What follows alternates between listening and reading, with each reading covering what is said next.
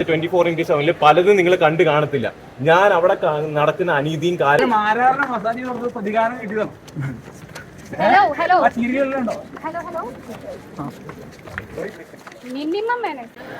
ആദ്യമായിട്ട് ചോദിക്കുന്ന ഒരു കാര്യമുണ്ട്.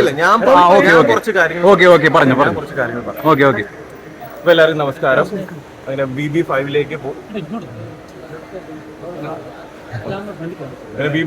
പോയിട്ട് തിരിച്ചു വന്നിരിക്കുകയാണ്. അപ്പൊ കുറച്ച് എക്സ്ക്ലൂസീവ് കാര്യങ്ങളാണ് പറയാനുള്ളത്.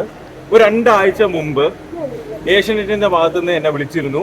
ഇതേപോലെ ബിഗ് ബോസ് സീസൺ 5ന്റെ റേറ്റിംഗ് കുറവാണ്, TRP കുറവാണ്, ആൾക്കാർ കാണുന്നില്ല, നിങ്ങളൊന്ന് വരണം, ഗസ്റ്റ് ആയിട്ട് വരാൻ പറ്റുമെന്ന് ചോദിച്ചു. ഞാൻ പറഞ്ഞു പറ്റൂല. 10 ദിവസം മുമ്പ് വീണ്ടും വിളിച്ചു, വരണം, ഗസ്റ്റ് ആയിട്ടൊന്ന് വരണം, ഒരു 2-3 ദിവസത്തേക്കേ ഉള്ളൂ എന്ന് പറഞ്ഞു. ആലോചിച്ചിട്ട് പറയാമെന്ന് പറഞ്ഞു. ആലോചിച്ചിട്ട് ശരി, വീണ്ടും വിളിച്ചപ്പോൾ ഗതിയായിട്ട് വരാമെന്ന് പറഞ്ഞു. അങ്ങനെ അവിടെ ചെന്നതിന് ശേഷം ഗസ്റ്റ് എന്ന് മാത്രമേ എൻ്റെ അടുത്ത് പറഞ്ഞിട്ടുണ്ടായിരുന്നുള്ളൂ.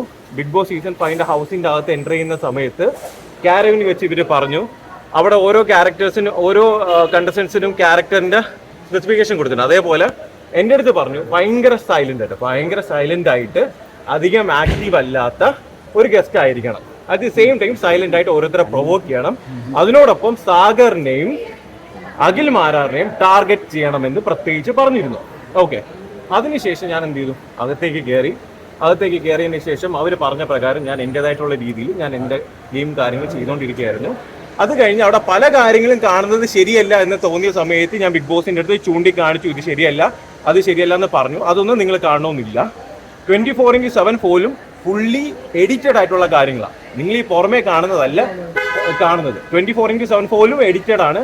എപ്പിസോഡ് എന്ന് പറയുന്നത് അതിനെക്കാട്ടി എഡിറ്റഡ് ആണ്. എന്ന് വെച്ചാൽ ആടിനെ പട്ടിയാക്കുന്നതും പട്ടീനെ ആടാക്കുന്നതും ഒരു ഷോയാണ്. മൊത്തത്തിൽ പറഞ്ഞു കഴിഞ്ഞാൽ ഒരു ഉഡായിപ്പാണ്. ഓക്കെ, ഉഡായിപ്പാണ് അത്. ഇത് കാണുന്ന ജനങ്ങൾ ഇത് മനസ്സിലാക്കിയാൽ നന്നായിരിക്കും. കാരണം നിങ്ങളുടെ ഇമോഷൻസിനെ വെച്ചിട്ടാണ് ഇത് കളിക്കുന്നത്. ഇത് ഞാൻ വെറുതെ പറയുന്നതല്ല, നിങ്ങൾക്ക് മനസ്സിലാക്കാവുന്നതേ ഉള്ളൂ. ഇനി ഞാൻ പറയട്ടെ, ഇതിൽ തന്ന് വീഴാതിരിക്കുക, മനസ്സിലായി? ഞാൻ സീസൺ 4ന്റെ അകത്ത് പോയ ഒരു കണ്ടസ്റ്റന്റാണ്. ഞാൻ ഇറങ്ങി അവസാന നിമിഷത്തിൽ കാണിച്ച 24x7 പലതും നിങ്ങൾ കണ്ടു കാണത്തില്ല. ഞാൻ അവിടെ നടക്കുന്ന അനീതിയും കാര്യങ്ങളുടെ എഗൻസ്റ്റ് ആയിട്ട് ഞാൻ അവിടെ ബിഗ് ബോസിനെ ചോദ്യം ചെയ്തപ്പോൾ എന്നെ എന്ത് ചെയ്തു, പുറത്താക്കി. അതില് മൊത്തം കാര്യങ്ങളും പുറത്തു വന്നില്ല. അവർക്ക് ആവശ്യമുള്ളത് മാത്രം എടുത്തു വെച്ച് എന്നെ നെഗറ്റീവ് ആക്കണമെങ്കിൽ എനിക്ക് അതിലൊന്നും പറയാനില്ല.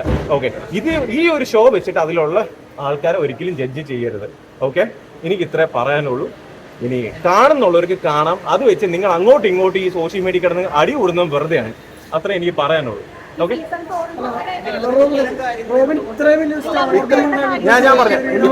ഞാൻ പറയട്ടെ, ഇത്രയും വലിയൊരു സ്റ്റാർഡം ഉണ്ടാക്കി ഞാൻ അതിൽ ഒരു കണ്ടസ്റ്റന്റ് ആയിട്ട് പോകണം. എനിക്ക് പറയണമെന്ന് തോന്നുന്ന കാര്യങ്ങളെല്ലാം ഞാൻ പറയും.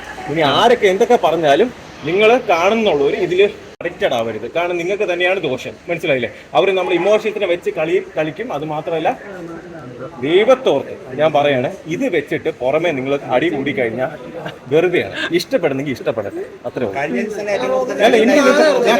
ഞാൻ പറയുന്നേന്നുള്ളൂ.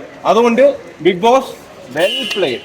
Okay, well played Bigg Boss. Again നിങ്ങളടുത്ത് നിങ്ങളുടെ കാണിക്കുന്ന അനീതികളെ ചൂണ്ടിക്കാണിച്ച് ഞാൻ നിങ്ങളുടെ അടുത്ത് ശബ്ദം ഉയർത്തിയപ്പോൾ നിങ്ങൾ എന്നെ വീണ്ടും പുറത്താക്കി.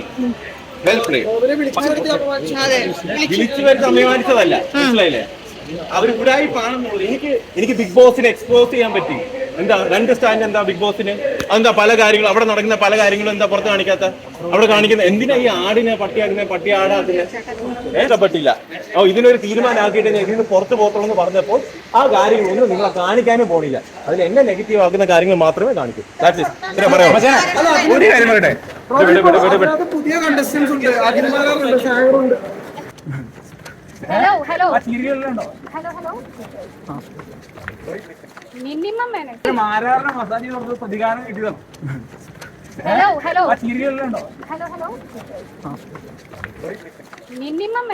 അല്ല അത് ചോദിച്ചെന്നുള്ളൂ. ആൻസർ പറയണത് നിങ്ങളുടെ കടമയല്ലോ.